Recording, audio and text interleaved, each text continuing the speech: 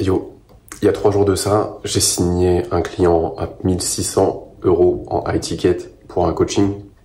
Je vais te montrer exactement comment tu peux faire la même chose. Je dis pas que ça va être facile, je dis pas que ça va être rapide, mais c'est faisable. Ok, faut juste que tu aies les bonnes fondations et les bons systèmes. Ok. Je me doute que tu es sûrement dans ta vingtaine, tu as envie de lancer ton business, tu as réfléchi plusieurs fois à ça et la première chose qui t'est venue en tête c'est le coaching sportif parce que tu es déjà probablement musclé, tu as déjà un bon physique, tu as probablement déjà demandé des conseils et tu penses que c'est la solution, sauf que tu vas commencer à t'aventurer dans quelque chose qui est très sombre. La plupart des gens ils abandonnent, moi je suis là pour donner des clés. Ok. Déjà la première chose, avant quoi que ce soit, avant que tu commences à poster des réels, avant que tu commences à prendre des appels de vente de quoi que ce soit, juste prends conscience que ça va prendre énormément de temps. Alors ça, bon après ça dépend si tu te fais accompagner ou pas, mais bon bref, je suis pas là pour faire ma promotion, mais ça va te prendre plusieurs mois avant d'avoir ton premier client si tu te lances tout seul. Et ça, faut que tu sois ok avec ça. Tu vas pas avoir des clients faciles et en particulier high ticket. High ticket, qu'est-ce que ça veut dire?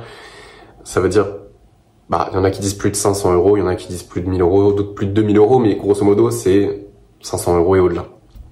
Okay. Bon, même si high ticket, en vrai, c'est pas 500 €, mais vas-y, on va dire 500 € et au-delà pour te faciliter la tâche. Ça va être dur au début, ça va être long, tu vas peut-être pas savoir vraiment ce que tu fais, mais justement, c'est le prérequis. C'est, en fait, quand tu vas commencer, tu vas forcément douter, tu vas forcément faire des choses. Tu vas dire, mais putain, mais qu'est-ce que je suis en train de faire? Est-ce que ça va vraiment marcher? Les gens, ils veulent pas de mon programme, je comprends pas. C'est normal au début. C'est totalement normal. Ton contenu, il sera peut-être pas ciblé comme il faut. Ta prospection, elle sera pas géniale. Bref, tes vidéos YouTube non plus. Donc, maintenant que tes attentes sont bonnes, que tu sais que ça va être difficile, et si tu penses que parce que c'est difficile, il y a forcément quelque chose qui doit être plus facile, non, tu vas te heurter à un mur et tu vas changer de business model à chaque fois. Le business de coaching, c'est super. Pas parce que c'est facile ou parce que c'est mieux que les autres, c'est super parce que tu changes la vie des gens. Alors, c'est pas du dropshipping où tu vas juste créer une boutique et tu vas juste dropshipper des articles. C'est pas du trading où juste tu vas parier sur les marchés financiers. Alors, je te dis ça alors que j'ai été trader, hein. Mais là, c'est vraiment quelque chose de très très profond, de très spirituel, où tu vas aider les gens, tu vas te sentir accompli, tu vas voir des gens évoluer grâce à toi. Et ça, c'est exceptionnel, c'est génial. Et dans une vie, tu veux absolument ça. Et c'est en ça que c'est un super business model. C'est pas parce qu'il va potentiellement te permettre de générer plus d'argent. C'est pas ça. Parce qu'en soi, tous les business models font de l'argent. Mais lui, il peut t'apporter un sentiment d'accomplissement profond parce que tu aides vraiment les autres. Ok. Il y a des vraies transformations qui ont lieu. Et en particulier quand tu es coach sportif en ligne, par exemple, quand tu veux développer ton coaching sportif en ligne, ça c'est génial. Ok. Mais pas que, tu vois, par exemple, si tu veux être coach en timidité, coach en séduction, par exemple, tu vois. Mais en fait, tout ce qui est du coaching en ligne, à étiquette, c'est, je pense, le business model qui te permet de transformer le plus la vie des gens. Et je vais te montrer comment faire. Déjà, la première chose, l'intro était peut-être un peu longue, mais au moins c'est bien, on a filtré les gens qui n'ont pas envie. Faut poser des bases, faut poser des grosses fondations et des fondations ultra solides. La première chose, c'est que tu veux absolument définir à qui tu parles et pourquoi faire. Ok. Typiquement, moi, je parle plus aux coachs sportifs, c'est-à-dire aux gens qui veulent se lancer dans le coaching sportif en ligne, qui n'ont pas encore, qui sont pas hyper à l'aise avec Instagram, qui savent pas vraiment quel type de contenu créer, ou les coachs. Voilà, mais c'est du coaching en ligne uniquement. Ok. Et l'erreur que je vois, c'est un manque de fondation. C'est-à-dire, je vois des coachs qui ont envie de parler à tout le monde, qui ont envie de parler et aux femmes, et aux hommes, et aux skinny fat, et aux gros.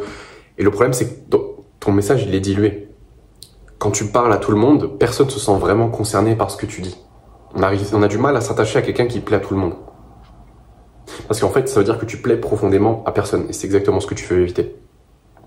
Donc, poser des fondations solides.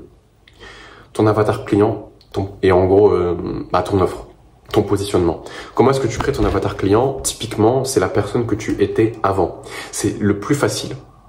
parce que tu connais cette personne, tu connais déjà ses traumas, tu connais ses peurs, tu connais ses blocages, tu connais tout de lui, et donc ton avatar, tu l'as déjà en tête, et ça t'évite d'aller te confronter à un marché que tu connais pas. Okay, donc c'est en ça que c'est bien de créer un avatar qui est soi, le soi du passé, parce que ça sera plus facile pour toi de savoir comment lui parler, quels mots utiliser.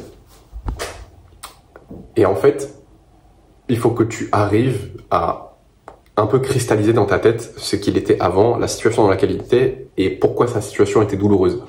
C'était quoi ses traumas, c'était quoi ses peurs, c'était quoi ses blocages. Tu fais cette liste et en fait, tu en parles dans tes vidéos. Ok ? Parce que sinon, tu vas faire l'erreur que la plupart des coachs font, que ce soit coach sportif ou coach sur Instagram, c'est qu'ils font du contenu marketing un peu générique. Ils parlent au gros. Tu es gros et tu veux perdre du poids ? Alors fais ça, ou mange ce repas, ou utilise cette recette. Mais le truc, c'est que c'est des termes génériques. Gros, perdre du poids. Oui, il y a plein de gens qui sont gros et qui veulent perdre du poids. Mais parle vraiment de leur trauma. Parle de leur blocage. Par exemple, le fait qu'ils trouvent ça chiant que quand ils s'assoient, leur t-shirt, ils rentrent dans leur bourrelet. Parle de ça. Par exemple, hein, tu vois, ça peut être un exemple. Ou ça peut être le fait que ses cuisses, tellement, parce qu'elles sont un peu grosses, en fait, elles frottent et ça le brûle souvent. Parle de ça. Tu parle pas du contenu marketing typique, et ça peut être la même chose par exemple pour les timides. Dis pas tu es timide et tu veux devenir à l'aise socialement. C'est vague. C'est vague. Parle de la fois où il a eu envie de dire quelque chose en classe, mais en fait il a eu tellement peur et il a pensé que les gens allaient se moquer de lui qu'en fait il a levé la main mais il a rebaissé la main après. Et il s'est senti comme une merde. Parle de ça, parle de ces moments-là. Tu parles pas des termes génériques que tout le monde emploie. Tu parles de la situation bien spécifique de ton avatar parce que tu la connais par cœur. Et c'est ça qui va faire la plus grosse différence et c'est ça qui fait que tu vas te démarquer du marché. C'est que tu connais vraiment ton avatar. Les gens, ils ont un avatar, mais ils le connaissent à peu près. Ils ont fait 2-3 trucs, mais ils le relisent jamais. Ils le connaissent pas. Et toi, ton avantage, c'est que tu dois le connaître sur le bout des doigts. Le bout des doigts. Ok ? Maintenant, faut que tu puisses définir ton vrai positionnement. Une fois que tu sais qui tu aides, bon, par exemple, ça peut être les hommes skinny, à prendre du poids, ok, ou ça peut être les hommes timides, à prendre confiance en eux. Il faut que tu aies une promesse qui rend tout ça tangible.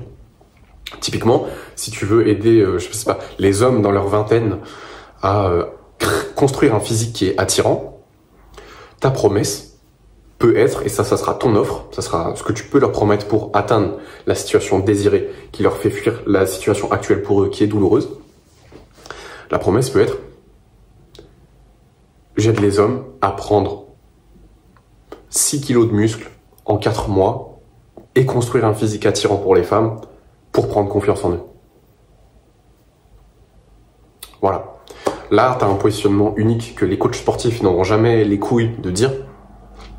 Parce que les coachs sportifs, ils te vendent un physique, mais ils te vendent pas le résultat et ils se voilent un petit peu la face. Ils disent non, je te vends pas du résultat avec les femmes, je te vends pas de l'aisance sociale. Sauf que c'est le cas. Un physique, souvent, c'est si on veut construire un physique, c'est qu'on a du mal à se sentir accepté en société. On a l'impression qu'on doit performer pour avoir confiance en soi, et ça passe par le physique, parce qu'on va sentir qu'on est beaucoup plus accepté, qu'on va se sentir beau gosse, qu'on pourra parler un petit peu comme on veut, qu'on va se sentir accepté par le groupe. Et du coup, c'est ça qu'on vend. On vend de l'aisance sociale. On vend des relations, en vérité. Et donc, il faut que tu arrives à en parler. Ça aussi, c'est important. Une fois que tu as ta promesse, donc typiquement, en fait, c'est j'aide X à faire Y pour Z. Donc, j'aide les hommes dans leur vingtaine à prendre 6 kilos de muscles en 4 mois et construire un physique qui attire les femmes pour prendre confiance en eux. J'aide X à faire Y pour Z. Après, tu peux rajouter sans W, sans autre chose, tu vois, sans régime strict ou sans passer des heures à la salle. Par exemple, ça peut être ton positionnement. Et une fois que tu as les fondations, en vérité, c'est pas très simple. Enfin, c'est pas très compliqué de créer du contenu qui va résonner avec ton avatar. Parce que quand tu as des fondations solides comme ça, on sait ce que tu fais, on sait pour qui, et tu sais ce que tu fais et tu sais pour qui, c'est plus important. Quand tu vas créer du contenu, en fait, ton contenu, il va être fait sous le prisme de ton positionnement. Et en fait, il va résonner dans le marché d'une manière totalement différente que tes concurrents. Parce que tu connais ton avatar, tu connais par cœur ton positionnement, tu sais quels sont les traumas, les blocages et les peurs de ta cible. Et ça, Malheureusement, il y a très peu de coachs qui connaissent vraiment ça, même s'ils ont suivi une formation. Typiquement, la formation d'Antoine Blanco, je suis pas là pour cracher sur son travail, mais moi, je travaille avec des coachs qui ont pris la formation d'Antoine Blanco, et malheureusement, je suis obligé de leur apprendre ces choses-là, alors que je comprends pas, tu vois, Antoine Blanco, c'est censé être un crack, mais pourquoi est-ce qu'ils savent pas faire ça avec sa formation? Bref, je suis pas là pour cracher sur Antoine Blanco, il est sûrement très chaud dans ce qu'il fait, mais voilà, je suis en train de surligner juste un problème. Maintenant que tu as les fondations, il faut que tu te concentres sur le côté acquisition. Ensuite, il va y avoir fidélisation, éducation et ensuite la vente. Une fois que tu as les fondations, tu te concentres sur l'acquisition. Donc, c'est-à-dire un réel par jour, plusieurs vidéos YouTube dans la semaine et c'est pas très compliqué. Vraiment, même moi là, ça me prend... Si tu connais ton sujet, c'est facile. Au début, ça sera inconfortable parce que tu sais pas quoi dire, tu sais pas comment parler à la caméra et c'est ok. C'est totalement ok, c'est normal au début. Tes premières vidéos, elles seront à chier, tes premiers réels, ils seront vraiment moyens. Mais c'est pas grave, on s'en fout. Il faut absolument commencer parce que c'est en faisant du volume et en mettant des actions tous les jours que tu vas y devenir meilleur. Ça sert à rien d'essayer d'attendre de faire le meilleur montage, de faire le meilleur script. Tu t'en fous. Tu commences à enregistrer ta vidéo YouTube, tu la postes, tu trouves un réel que t'aimes bien et que tu peux répliquer dans ta niche qui a bien fonctionné. Voilà, c'est parti. Et sur le côté acquisition, ça va être essentiellement ça.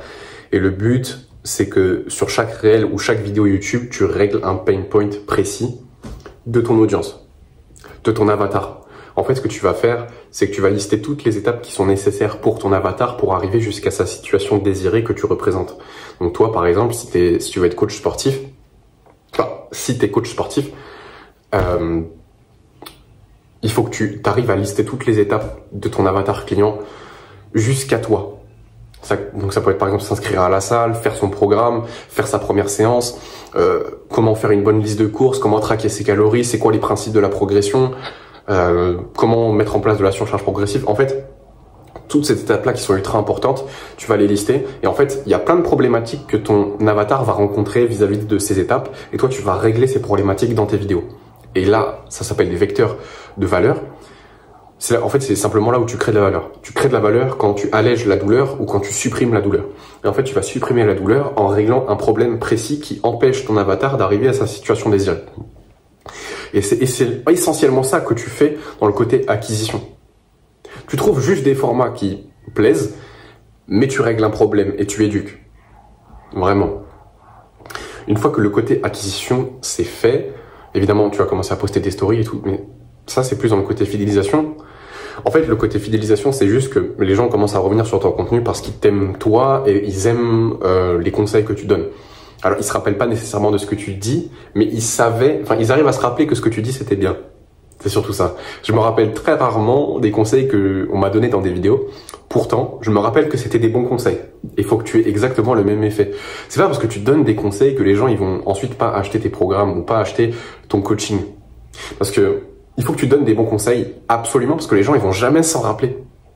Ils vont jamais s'en rappeler, mais ils vont se rappeler que c'était des bons conseils. Et après, ils vont avoir envie de bosser avec toi. Faut pas que tu aies peur de donner tes secrets. Vraiment, faut pas que tu aies peur de ça. Parce que c'est comme ça que tu vas, en fait, délivrer plus de valeur que la plupart des gens dans ton marché. Les gens, ils vont s'attacher à toi parce que tu es celui qui apporte le plus. Et la plupart, ils vont pas appliquer. Ils vont juste se souvenir que c'était des excellents conseils. Et en fait, ils vont vouloir bosser avec toi. Donc, n'aie pas peur de délivrer.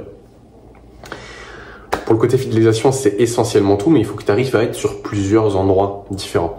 Il faut que tu arrives à être sur Instagram, dans le réel, mais aussi dans les stories, c'est ultra important. Il faut que tu montres un petit peu ce que tu fais au quotidien. Alors évidemment, montre pas toute ta life non plus. Montre pas quand tu te branles ou je sais pas, bref, quand tu fais un truc à la con, tu vois. Mais juste montre suffisamment pour qu'on voit ce que tu fais et qu'on croit ce que tu fais. Vraiment, il faut que tu incarnes ton message. Vraiment, vraiment, tu incarnes ce que tu prônes. C'est ultra important. Ensuite, je t'ai parlé de YouTube, c'est un super outil de fidélisation parce qu'il y a des gens qui vont passer plus de 15 minutes avec toi. Si tu es encore là sur ma vidéo, c'est que je suis en train de te fidéliser.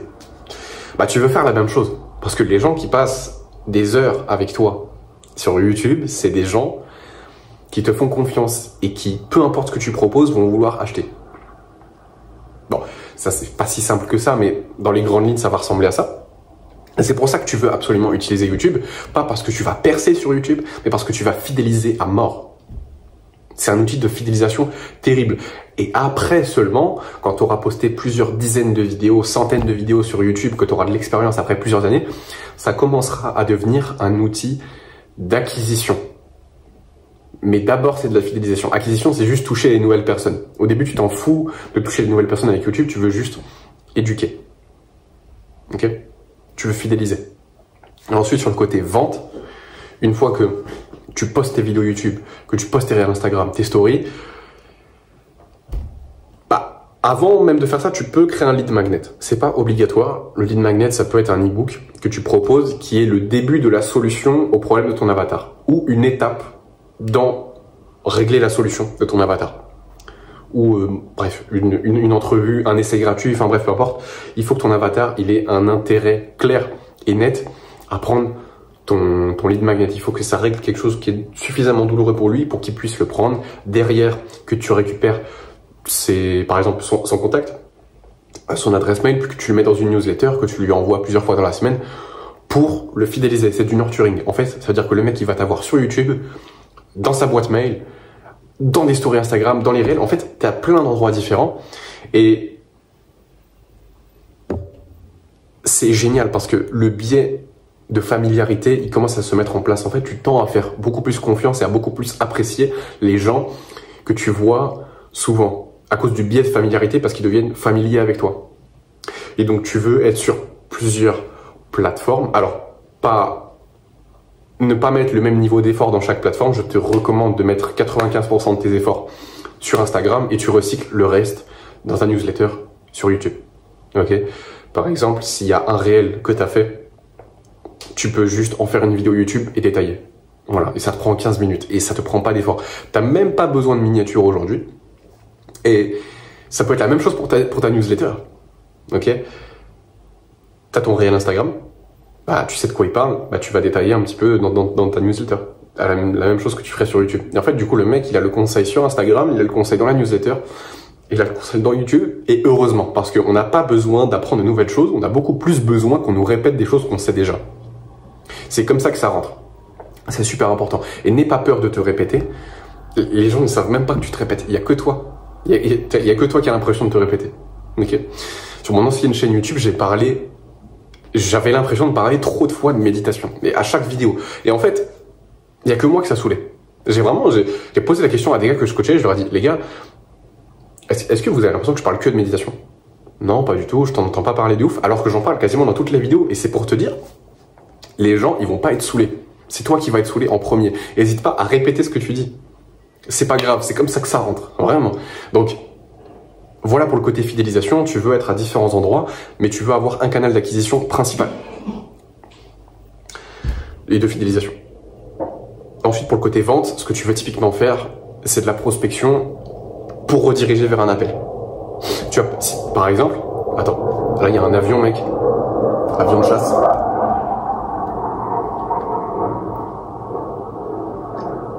Ouais, c'est bon. Ah, je sais plus ce que je veux dire. Ouais, voilà. Typiquement, si tu regardes dans ma description YouTube, il y a un lien Calendly, c'est pour réserver un appel. Mais c'est exactement ce que tu veux faire.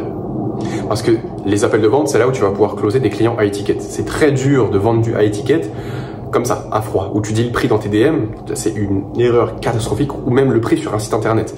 Ça reste sans contexte et personne ne va acheter comme ça. Alors que si tu ramènes tes clients en appel, que tu creuses leur situation, que tu comprends leur situation, que tu appuies sur les points de douleur qui vraiment eux vont les faire passer à l'action pour régler le problème, et ben ils vont pouvoir acheter du high ticket à plus de 500 euros. Ok, 1000 euros, 1600 euros. Et c'est exactement ce que tu veux. C'est pour ça qu'il faut les prendre en appel. C'est pour ça qu'il faut que tu fasses de la prospection. Okay. Et si jamais tu sais pas comment faire de la prospection, tu sais pas comment prendre des appels de vente, tu m'envoies un DM sur Instagram, on en discute. Ok. Ou alors tu peux carrément prendre un appel directement au premier lien en description. Je vois ta situation, je vois si je peux t'aider parce que dans tous les cas, je vais pas prendre tout le monde. J'ai déjà refusé des gars parce qu'ils sont pas sérieux. Les gars, si vous êtes pas sérieux, si vous avez pas envie de changer, ça sert à rien de prendre un appel. Franchement, on va parler 15 minutes et je vais juste voir que vous êtes des gros branleurs et bon, il va rien se passer entre nous, les gars. Je dis ça comme si j'étais une ex toxique. Mais c'est la vérité. Moi, je veux des bosseurs, je veux pas des branleurs, ok? Voilà, bref. Bon, t'as compris. En gros, tu mets ton lien Calendly. Si tu sais pas comment le setup, pareil, tu m'envoies un message sur Instagram. Et là, tu vas commencer à prendre des appels de vente, tu vas commencer à faire de la prospection qui va typiquement ramener en appel de vente. Et c'est comme ça que tu vas pouvoir avoir plusieurs appels de vente par jour et ensuite pouvoir vivre de ça. Et c'est comme ça d'ailleurs que j'ai closé à 1600 € il y a quelques jours de ça. Ok ? C'est à peu près tout. Passe une bonne journée et lance-moi ce business, mec. T'attends quoi ?